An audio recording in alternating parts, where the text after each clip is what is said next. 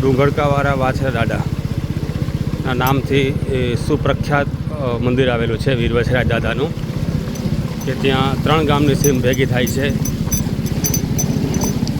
એક છે અમારું આ ભોગાત ગામ, બીજું ભાટવડિયા અને ત્રીજું ગામ છે ગોકલપર. આમ 3 ગામની સીમ જ્યાં ભેગી થાય છે. તો આવો આપણે પણ ત્યાં દર્શન કરીએ.